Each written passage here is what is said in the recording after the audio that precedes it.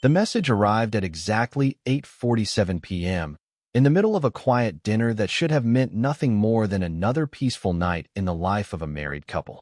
The restaurant was the kind of place people visited to celebrate promotions, anniversaries, or simply the comfort of routine. Crystal glasses reflected the dim candlelight. The quiet hum of conversation drifted across polished tables, and somewhere in the corner a pianist played soft jazz that blended gently into the background. Across from Emily Carter sat her husband, Daniel, calmly cutting into his steak as though the evening were perfectly ordinary. For Emily, it had been, at least until her phone vibrated softly against the white tablecloth. She glanced down without thinking, expecting a harmless notification or perhaps a work message that could wait until morning. But what she saw instead caused the color to drain from her face. The message contained only 8 words. Get up. Leave now. Don't say anything. For a long moment, Emily didn't breathe. Her fingers hovered above the screen while her mind struggled to understand what she was reading. The message had come from a number she hadn't seen in 3 years, a number she once believed she would never hear from again. Her brother, Michael. The same brother who had walked out of her life after one bitter argument that had shattered their family beyond repair. 3 years earlier, at their parents' funeral, Michael had accused Daniel of something so outrageous that Emily refused to even consider it. The fight that followed had ended with Michael leaving and a silence that stretched into years. No calls, no holidays, no explanations.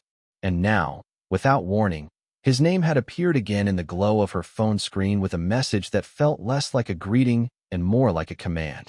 Across the table, Daniel looked up, noticing the sudden stillness in her expression. He smiled the same warm smile that had convinced her to trust him from the moment they met. "Everything okay?" he asked casually, unaware that the ground beneath their quiet dinner had already begun to shift. Emily forced herself to nod, placing the phone face down beside her plate as if the message were nothing important. But inside her chest, her heart was beating hard enough to make her hands tremble. Because Michael had never been dramatic. In fact, the one thing everyone knew about him was that he spoke only when he was certain about something, which meant if he had sent that message, there was a reason. Emily slowly lifted her eyes and looked around the restaurant for the first time with a sense that something about the evening had changed. Couples laughed softly at nearby tables. A waiter carried a tray of wine glasses past the bar. Nothing appeared unusual, and yet the words on her phone continued to echo in her mind with a quiet urgency that refused to fade. Get up. Leave now. Don't say anything. For a moment, she considered the possibility that Michael had simply lost his temper again, or that he was trying to reopen an argument she had buried long ago. But the more she thought about it, the less that explanation made sense. 3 years of silence did not end with a vague warning unless something serious had happened. Something immediate. Something that couldn't wait. Emily felt a wave of confusion wash over her as she studied Daniel across the table, wondering if the man she had shared her life with truly looked the same as he always had. Charming, relaxed, completely unaware of the storm beginning to gather just beneath the calm surface of their dinner. But what Emily didn't know yet was that the quiet message from her brother had arrived only minutes before a chain of events that investigators would later spend years trying to untangle. Because somewhere inside that restaurant, hidden behind the normal rhythm of an ordinary evening, someone had already set a plan into motion. And by the end of the night, one person at that table would never walk out alive. Before we dive deeper, let us know in the comments where you're watching from. We'd love to hear from you, and don't forget to hit that subscribe button so you never miss any of our upcoming videos. That night would raise questions investigators would spend years trying to answer, questions that at first sounded simple but quickly became more complicated the deeper anyone looked into what had really happened. The first question was the one that puzzled detectives from the beginning. Who sent the message that appeared on Emily Carter's phone at exactly 8:47 p.m.? And how could that person possibly know that something serious was about to unfold inside that restaurant? The message itself was short, direct, and impossible to misunderstand. Get up. Leave now. Don't say anything. At first glance, it looked like a warning, but the more investigators examined the timeline, the more unsettling it became. Whoever sent it seemed to know that Emily was sitting across from her husband at that exact moment, that she was unaware of what might happen next, and that leaving quietly could make the difference between safety and disaster. Detectives later confirmed that the number belonged to her brother, Michael Carter, a man who had not contacted his sister in 3 years.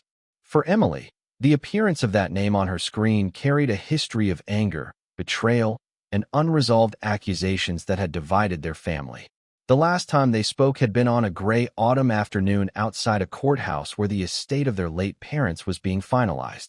What should have been a brief legal process quickly turned into a confrontation that ended their relationship completely.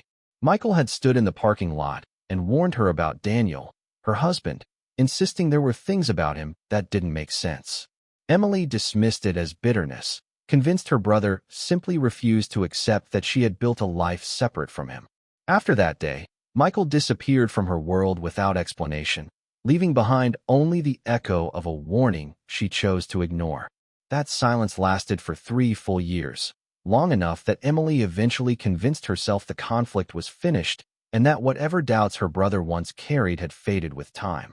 Yet on this particular night, as she sat inside a quiet restaurant sharing dinner with the man she trusted most, Michael's message arrived like a voice from the past forcing its way back into her life.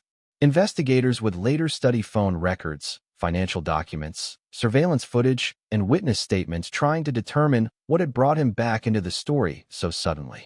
The second question quickly followed the first and proved just as troubling. Where had Michael been during those 3 years of silence? And why had he chosen that exact moment to contact his sister again? Friends of the Carter family described him as a disciplined man who rarely acted without reason. Before disappearing from Emily's life, he had worked as a security consultant after leaving the military, a career that trained him to notice details others overlooked. People who knew him said he had always been protective of his younger sister, sometimes to the point of stubbornness, but never reckless. That reputation made the message even harder to dismiss. It suggested that Michael believed something serious was about to happen, something he felt Emily needed to escape before it was too late. Yet the most troubling question of all involved the man sitting calmly across from her at the dinner table that evening. Daniel Carter had spent the past 2 years presenting himself as a devoted husband, a man whose charm and confidence made him welcome in nearly every room he entered. Colleagues described him as intelligent and persuasive. Friends said he had an easy laugh and a talent for making people feel comfortable around him. On the surface, there was nothing about Daniel that suggested danger.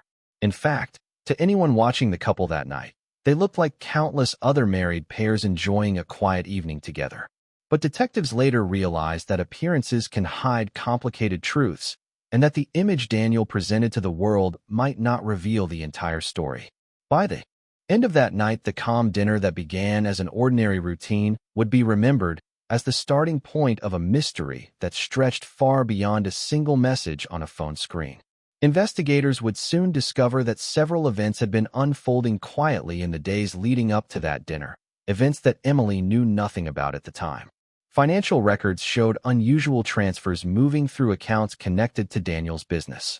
Surveillance cameras in the restaurant captured brief interactions between staff members and guests that seemed meaningless until detectives replayed them again and again, searching for overlooked clues. Witnesses later recalled small details that suddenly carried new weight once the full story began to surface. Piece by piece, those fragments formed a picture that suggested the evening had never been as simple as it appeared. And as authorities continued examining what happened that night, they returned again and again to the same unsettling realization. The warning message had arrived before anything had visibly gone wrong, as if the person who sent it already understood the danger that Emily herself had not yet recognized. That realization turned the quiet dinner into something far more complicated than a misunderstanding between family members. Because by the time the night finally ended and police began asking questions, one thing became clear to everyone involved in the case.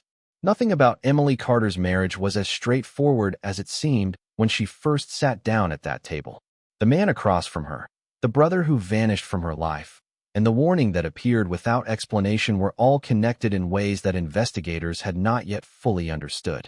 And the truth behind those connections would soon reveal that the calm restaurant scene where Emily read that message was only the beginning of a story that would leave an entire community wondering how well anyone can truly know the person sitting across the table from them. To understand why that message mattered so much, investigators first had to understand the people involved, starting with the woman whose quiet dinner had suddenly become the center of a mystery.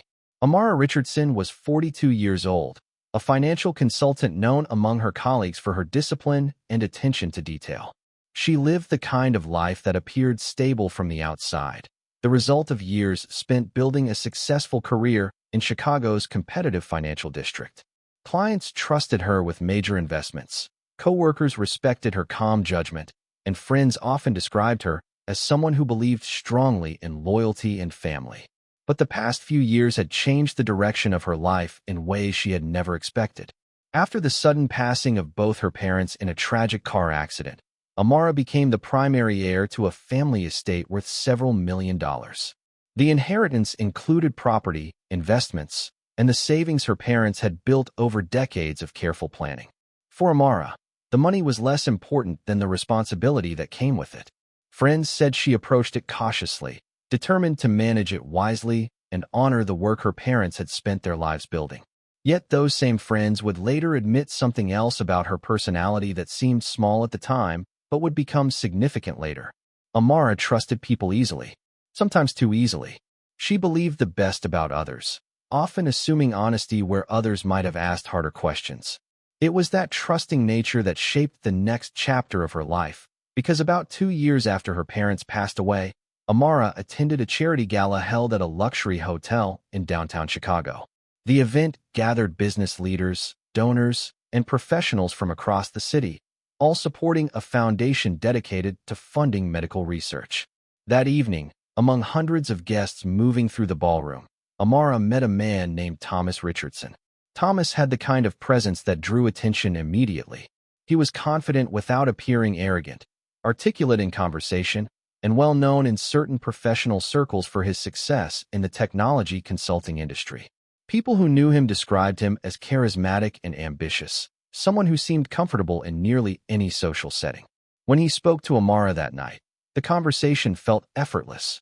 They discussed their work, their families, and their shared interest in the charitable organization hosting the event. By the end of the evening, they had exchanged numbers, and within weeks they were seeing each other regularly. Their relationship moved quickly. Friends noticed how often Thomas appeared beside her at dinners, gatherings, and professional events.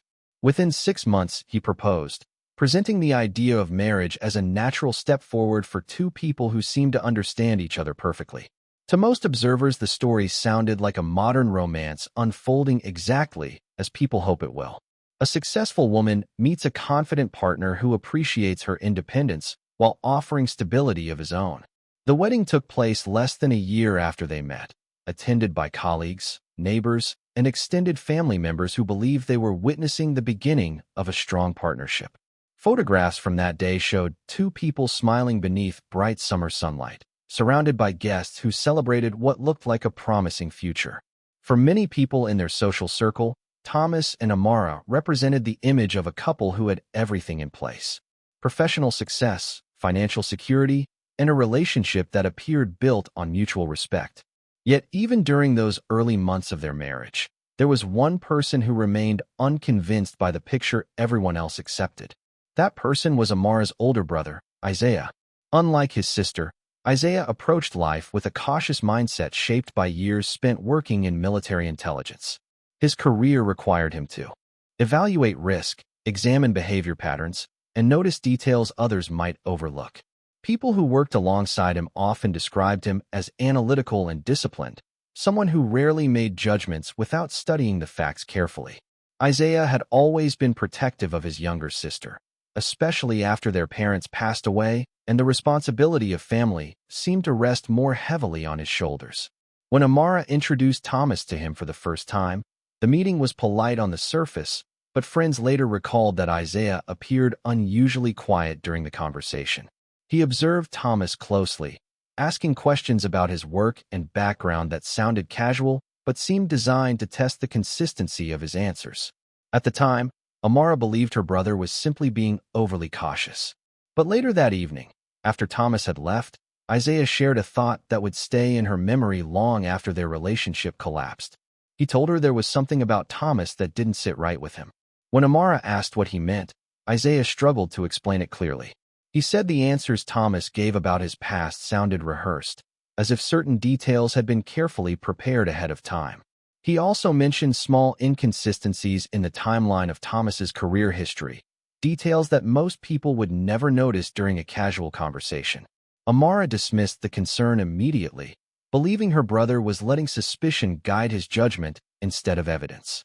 Their disagreement quickly turned into an argument, with Amara insisting that Thomas was exactly who he claimed to be and that Isaiah had no reason to question the man she had chosen to marry. The discussion grew more heated until Isaiah finally said something that shocked her. He warned that if she trusted Thomas without asking deeper questions, she might regret it later. For Amara, the comment felt like an attack on both her judgment and her marriage. The conversation ended with frustration on both sides, and within days Isaiah stopped calling altogether. Weeks turned into months, and eventually an entire year passed without contact. The silence stretched long enough that Amara began to believe her brother had decided to remove himself from her life permanently. 3 years would pass before she heard from him again, and when that moment finally came, it arrived unexpectedly during a quiet dinner with the very man Isaiah had warned her about all those years earlier. Looking back later, investigators and even Amara herself began to notice that there had been small moments during her marriage that felt unusual, details that seemed harmless at the time but slowly formed a pattern when viewed together. None of those moments appeared dramatic or illegal on their own.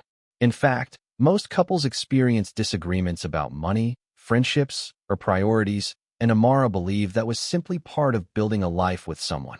But when detectives retraced the months leading up to that dinner, they noticed that Thomas had gradually taken control of nearly every financial decision in their household. At first it sounded reasonable. As someone with a background in technology consulting and business investments, Thomas explained that he could manage their money more efficiently. Amara already worked long hours advising clients on financial strategy, so letting her husband handle certain personal accounts felt convenient. Over time, however, Thomas encouraged her to move larger portions of her inheritance into accounts that both of them controlled. He explained that combining their finances would simplify tax planning and investment opportunities. On paper, the suggestion made sense, and Amara trusted his confidence enough to follow his advice without hesitation. The changes happened gradually. First, a joint checking account for everyday expenses, then shared investment portfolios, and eventually a transfer of funds from the estate her parents had left behind. Each step seemed like a logical decision between spouses planning a future together. Friends who visited their home noticed another subtle shift that seemed easy to overlook. Thomas sometimes discouraged Amara from spending too much time with certain people from her past, especially those who had known her before the marriage. He never demanded that she cut anyone out of her life, but he would suggest that some friends were negative influences or that they didn't truly support the relationship. When Amara mentioned meeting an old college friend for dinner, Thomas might remind her how exhausting her work schedule had been that week and recommend staying home instead. When she talked about visiting relatives out of town, he would raise concerns about travel costs or timing. None of those comments sounded controlling on the surface, and Amara believed her husband simply wanted to protect their time together. Over months, those quiet suggestions gradually reshaped her routine. She saw fewer people from her earlier life and spent more evenings at home with Thomas discussing plans for their future. At the time, she interpreted those choices as natural adjustments in a marriage. But when detectives later studied the timeline of events, they noticed how those decisions slowly isolated Amara from people who might have asked questions about the changes happening around her. Yet the most unsettling detail from those early years came from the final conversation Amara ever had with her brother before he vanished from her life. The argument had taken place late one evening after Isaiah visited their home for dinner shortly before the wedding. Throughout the evening, he had watched Thomas carefully, listening to the way he spoke about business ventures and investment opportunities. After Thomas left the room to answer a phone call, Isaiah leaned closer to his sister and lowered his voice. He told her that certain details about Thomas's background did not add up when compared to public records he had quietly reviewed. Amara immediately grew frustrated, accusing him of trying to sabotage her relationship simply because he refused to accept that she was happy. The disagreement escalated until Isaiah said something that would echo in her mind years later. He told her that if she ever felt uneasy around Thomas, even for a moment, she should not confront him or argue about it. Instead, she should leave immediately and ask questions later. Amara interpreted the warning as another example of her brother's overprotective nature and dismissed it as unnecessary. Fear. Their conversation ended with harsh words, and by the time Isaiah walked out the front door that night, neither of them expected it would be the last time they spoke for years. For 3 full years, there was nothing but silence from him. No phone calls, no messages, no explanations about where he had gone or why he had chosen to disappear so completely from her life. Amara eventually convinced herself that the conflict had simply pushed him away for good. She focused on her work, her marriage, and the quiet routine she had built with Thomas. The memory of Isaiah's warning faded into the background of her thoughts, something she occasionally remembered but rarely considered important. Yet on that quiet evening inside the restaurant, as the glow of candlelight reflected across the table between her and her husband, the calm rhythm of their dinner was interrupted by the sudden vibration of her phone. The sound was soft enough that no one else seemed to notice it, but for Amara it felt like the moment when a forgotten memory forced its way back into the present. She lifted the phone, expecting a routine notification or perhaps a message from work that could easily wait until morning. Instead, she saw a name she had not seen in 3 years. The message came from Isaiah, and the words he sent carried the same urgency he had shown the night he walked out of her life. For a brief moment, Amara simply stared at the screen, unsure whether she was imagining it. Then she read the message again, slowly, feeling a cold weight settle in her chest as she realized the meaning behind the words. Because the message did not ask how she was doing. It did not attempt to repair the years of silence between them. Instead, it contained a warning that sounded almost identical to the advice he had given her long ago. Her phone vibrated gently against the tablecloth as the message appeared on the screen, and in that moment the quiet dinner she thought she understood suddenly felt very different from the ordinary evening it had been only seconds before. The moment that message appeared on Amara Richardson's phone, the quiet rhythm of the restaurant no longer felt ordinary. Only seconds earlier, she had been listening to the gentle murmur of conversations around her while her husband Thomas casually enjoyed his dinner across the table. Now her attention was fixed entirely on the screen glowing in her hand. She read the words again slowly, almost hoping they would somehow change if she looked long enough. Get up and go. Don't say anything. The message was short, but carried the unmistakable tone of urgency that only someone close to her would use. For a moment, she wondered if she had misunderstood it, if perhaps the years of silence from her brother Isaiah had made the sudden message feel more dramatic than it truly was. But deep down she knew Isaiah had never been the kind of person who contacted someone without reason. If he had broken 3 years of silence to send those words, then something had prompted him to act quickly. Amara tried to steady her breathing as she lowered the phone slightly and looked up across the table. Thomas was calmly cutting into his steak, the same relaxed expression on his face that had been there all evening. When he noticed her hesitation, he paused and looked up, raising an eyebrow with a gentle smile. "Everything okay?" he asked casually, the kind of simple question spouses ask each other dozens of times during ordinary dinners. Amara forced herself to return the smile, even though her heart had begun beating faster than she wanted to admit. She turned the phone face down beside her plate and said it was just a work email that could wait until later. Thomas nodded and continued eating, apparently satisfied with the explanation. But the calm tone of his voice did little to settle the growing sense of unease forming in Amara's mind. She had just begun convincing herself that perhaps Isaiah had sent the message by mistake when her phone vibrated again against the tablecloth. The second message appeared almost immediately beneath the first. This time the words were even shorter. "He's watching you." Amara felt the muscles in her shoulders tighten as she read the line twice, her thoughts racing through possibilities she could barely understand. Slowly, she lifted her eyes from the phone and allowed her gaze to move around the room without turning her head too obviously. The restaurant looked the same as it had when she arrived. Several businessmen sat near the windows discussing something over glasses of wine. A couple near the far wall laughed quietly while looking over a dessert menu. A waiter moved between tables carrying a tray of drinks to a group celebrating a birthday. At the bar, a man sat alone staring at the television mounted above the shelves of bottles. Nothing about the scene appeared unusual, and yet the message on her phone insisted that someone was watching her. Amara tried to ignore the rising tension inside her chest as she considered the possibility that Isaiah had mistaken something or someone for a threat. She told herself there were dozens of reasons he might have sent the warning, reasons that might make sense once she had time to speak with him directly. But before she could finish that thought, the phone vibrated once more. The third message appeared on the screen with the same urgency as the others. Check the bathroom mirror. Amara stared at the words, uncertain how to interpret them. The instructions sounded oddly specific, as if Isaiah knew something about the restaurant that she didn't. She slowly glanced back toward Thomas, who was now sipping his wine and looking completely relaxed.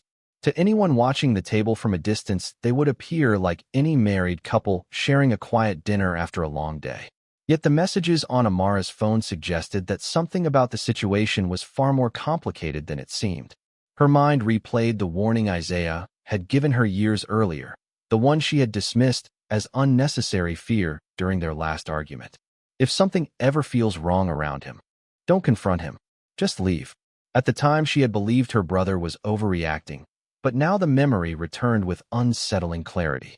Amara gently placed her napkin beside her plate and looked up at Thomas again, forcing her voice to sound calm as she excused herself to use the restroom.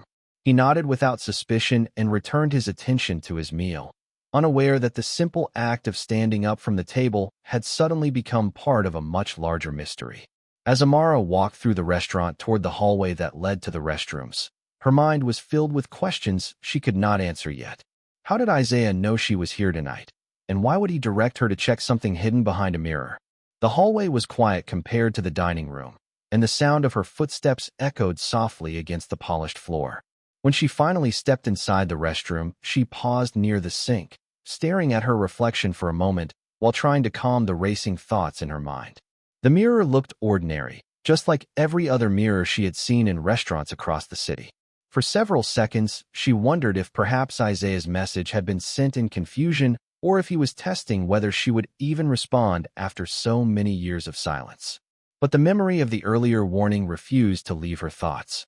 Slowly, she stepped closer to the mirror, examining its edges and the wall around it, as if expecting something to reveal itself. Outside in the dining room, Thomas continued his dinner, unaware that the chain of events triggered by those 3 messages was already unfolding. And as investigators would later discover, the moment Amara decided to follow her brother's instructions would mark the point where an ordinary evening turned into a mystery that no one in that restaurant would forget. Amara Richardson moved slowly through the hallway leading to the restroom, trying to keep her expression calm in case anyone from the dining area happened to notice her passing by. Only minutes earlier, she had been sitting across from her husband, believing the evening would end like any other dinner they had shared together. Now the message from her brother Isaiah echoed repeatedly in her mind with the kind of urgency that made every step feel heavier than the last. When she entered the restroom, she pushed the door closed behind her and turned the lock with trembling fingers, creating a quiet barrier between herself and the conversations drifting faintly from the restaurant outside. For a moment, she stood perfectly still near the sink, staring down at the phone in her hand, as if waiting for another message to appear. Instead, the screen lit up with a notification that had arrived only seconds earlier. A photograph had been sent from the same number that delivered the warning. Amara hesitated before opening it, her mind racing through possibilities she could barely understand. When the image finally appeared on the screen, the breath caught in her throat. The picture had been taken inside the restaurant only minutes earlier. It showed her and Thomas sitting at their table exactly as they had been moments before she stood up to walk away. The angle of the photo suggested it had been taken from somewhere nearby, perhaps across the room or near the bar, but the distance made it difficult to identify who had captured it. Amara stared at the image, raised even more questions than before.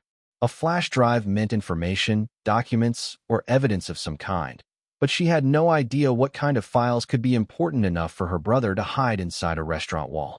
Amara held the small device between her fingers while the silence of the restroom pressed in around her. Only minutes earlier, she had been sitting comfortably at a dinner table beside the man she believed she understood completely. Now she was standing alone in a locked restroom holding a piece of technology hidden behind a mirror, placed there by someone who seemed to know exactly where she would find it. At that moment, the ordinary evening she thought she was experiencing felt very far away. The discovery of the flash drive suggested that whatever Isaiah had been trying to warn her about involved far more preparation than a simple text message.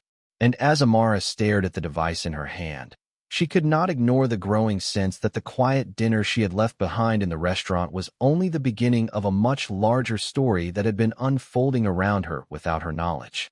For several seconds, Amara Richardson simply stood there in the quiet restroom, holding the small flash drive in her hand, trying to understand why her brother Isaiah would hide something like this behind a mirror in a restaurant miles from where she lived. The device was ordinary, the kind that could easily pass unnoticed in a desk drawer or laptop bag. Yet the effort required to conceal it in such a specific place suggested that whatever information it contained had been placed there with careful planning. Amara's mind returned to the photograph that had been sent to her moments earlier, the image of herself and Thomas sitting at their dinner table captured from somewhere inside the restaurant. That photograph meant someone nearby knew exactly where she was and had guided her step by step toward the hidden compartment. The thought made the room feel suddenly smaller as she looked down again at the flash drive resting in her palm. Her phone vibrated lightly in her other hand, still open to the last message from Isaiah, telling her to look behind the mirror. For a moment, she wondered if another message would arrive explaining what she was supposed to do next. Instead, the screen remained quiet, leaving her alone with the device and the growing realization that the answers she was searching for might already be inside it. Amara took a slow breath and connected the flash drive to the small adapter she kept in her bag for transferring documents between devices.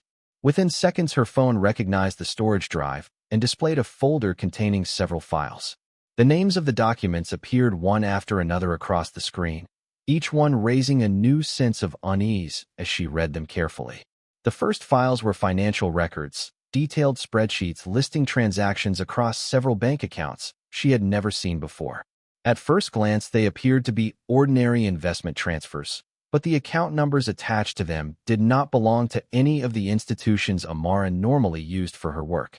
The second folder contained scanned copies of contracts and insurance forms, each one organized in a way that suggested someone had spent significant time collecting and arranging them. Amara opened one document after another, watching the information unfold across her screen while her thoughts struggled to catch up with what she was seeing. Several of the forms included signatures she recognized immediately, including her own name printed neatly beside Thomas's on documents authorizing changes to shared accounts. The more she read, the clearer it became that these files represented a detailed financial record of decisions made over the past year of her marriage. But the final folder inside the drive contained a single document highlighted in bold red text, and something about its appearance made Amara hesitate before opening it. She tapped the file slowly, and within seconds the screen displayed a life insurance policy issued through a national provider. At first she assumed it was simply another financial document related to their shared accounts. Then her eyes moved down the page and stopped on the policy amount printed near the center of the document. $12 million. The number was far larger than any insurance coverage she remembered discussing with Thomas. Her heart began to beat faster as she continued reading, her attention drawn to the section listing the beneficiary of the policy. The name printed there was Thomas Richardson. For a moment, Amara wondered if perhaps she had misunderstood the document or opened the wrong file. But the details left little room for confusion. The policy listed her as the insured individual, meaning the payout would be issued if something happened to her. She felt a sudden wave of disbelief as she scrolled further down the document searching for the date of activation. That was when she noticed the line near the bottom of the page indicating the most recent update to the policy. The modification had been approved just 48 hours earlier. Amara stared at the screen while the meaning of that date settled slowly into her thoughts. 48 hours earlier, Thomas had updated the terms of a $12 million life insurance policy in which he was the sole beneficiary. The discovery alone might have been enough to raise serious questions, but another detail within the document made the situation even more disturbing. The policy's coverage period did not begin when it was first created months ago. Instead, the updated version included a clause stating that full benefits would activate at a specific time. Amara read the line twice to make sure she understood it correctly. According to the document displayed on her phone, the coverage period for the $12 million policy would begin tonight. She lowered the phone slightly, feeling a sudden chill move through her chest as the quiet restroom seemed to close in around her. Only minutes earlier, she had been sitting across the table from her husband, sharing dinner and casual conversation. Now she was holding a flash drive containing evidence that he had quietly prepared a financial document worth millions of dollars connected directly to her life. The realization forced her to think back through every small decision he had encouraged over the past year, every suggestion about combining finances or adjusting investment accounts. What once sounded like practical advice between spouses now carried a very different meaning. Amara's hands trembled slightly as she looked again at the date on the policy. Updated 48 hours ago. Activated tonight. The words seemed to echo in her mind, while she considered the possibility that the warning from her brother had arrived just before something far more serious was about to happen. Outside the restroom, Thomas remained seated at the same table where she had left him, still unaware that the quiet dinner they were sharing had already begun revealing a story far more complicated than either of them had acknowledged until this moment. Amara stood frozen in the restroom with the phone still in her hand, the glow of the screen reflecting against the mirror she had just closed moments earlier. The life insurance document remained open in front of her eyes, the numbers and dates repeating themselves in her thoughts with a quiet intensity that was impossible to ignore. $12 million. Updated 48 hours earlier. Activated tonight. The meaning of those details had only begun to settle in when the phone vibrated again, a sudden movement that made her heart jump inside her chest. For a brief moment she hesitated, almost afraid to read whatever message might appear next. Slowly she lifted the phone and saw the name she had not seen in 3 years. Isaiah, her brother. The message contained only 2 words. The wine. Amara read the message again, confused by its simplicity. The wine. It sounded less like an explanation and more like a warning arriving just seconds before something important happened. Her mind immediately returned to the table she had left behind in the dining room where Thomas had been calmly finishing his meal. She remembered the glass of red wine sitting beside his plate, the same glass he had lifted earlier while they spoke about ordinary plans for the coming weekend. For several seconds, Amara simply stared at the message while her thoughts raced to connect the fragments of information she had just discovered. Then slowly she stepped toward the restroom door and unlocked it, her movements careful and deliberate, as if she were trying not to disturb the quiet moment that had formed around her. When she stepped into the hallway, she could already hear the faint sound of conversations drifting from the dining room ahead. Everything sounded exactly as it had before she left the table, which made the message from Isaiah feel even more urgent. As Amara reached the entrance to the restaurant floor, her eyes immediately searched for the table where she had been sitting only minutes earlier. Thomas was still there exactly where she had left him. He appeared relaxed, leaning back slightly in his chair while holding his wine glass in one hand. For a brief moment their eyes met across the room, and he smiled the same confident smile she had seen countless times before. The gesture was so ordinary that it almost convinced her the messages from Isaiah must have been a misunderstanding. But before she could take another step toward the table, Thomas lifted the glass toward his lips and took a sip. The next few seconds unfolded so quickly that several people nearby later struggled to describe the order of events clearly. Thomas placed the glass back on the table and began to speak, but the words stopped halfway through his sentence. His expression changed in a way that caught the attention of the couple seated at the next table. Within moments, he gripped the edge of the table as if trying to steady himself, and the glass beside his plate tipped slightly against the tablecloth. A murmur spread across the dining room as people turned toward the sudden movement. Then Thomas collapsed forward, knocking the chair backward as he fell toward the floor. What followed felt chaotic to everyone present that evening. Guests stood up from their tables, while staff rushed forward trying to understand what had happened. Someone called for medical assistance, while another employee dialed emergency services. Amara remained standing near the entrance to the dining room, unable to move as the scene unfolded in front of her. Only minutes earlier, she had been sitting across from her husband sharing dinner, unaware of the chain of events that had already begun. Now she watched as paramedics arrived and quickly surrounded Thomas while guests stepped back to give them space. Police officers followed soon after, asking questions and securing the area while investigators began examining the table where Thomas had collapsed. At first, the cause of the incident was unclear to everyone involved. Some witnesses believed he had suffered a sudden medical emergency, while others suspected a severe allergic reaction. But as authorities collected samples from the table and tested the contents of the wine glasses, a different explanation began to emerge. The wine Thomas had just consumed contained a toxic substance capable of causing rapid physical distress when ingested. Laboratory analysis later confirmed the presence of poison inside the glass he had been drinking for moments before he collapsed. The discovery transformed what had looked like a medical emergency into something far more serious. Detectives began examining every detail of the evening, including the order in which drinks had been served and whether anyone had approached the table shortly before the incident occurred. As investigators reconstructed the timeline, they made a discovery that raised even more questions about what had actually happened inside the restaurant that night. According to witness statements and surveillance footage, the glass containing the poisoned wine had originally been placed in front of Amara, not Thomas. At some point during the meal, the positions of the glasses had changed. Exactly when or how that happened remained unclear even after months of investigation. Authorities questioned the staff, reviewed the security recordings, and interviewed every guest seated near the couple's table. Yet no one could provide a definitive explanation for why the glasses had been switched. Some witnesses believed Thomas might have moved them while reaching for something on the table. Others suggested that Amara herself may have adjusted them without noticing earlier in the evening.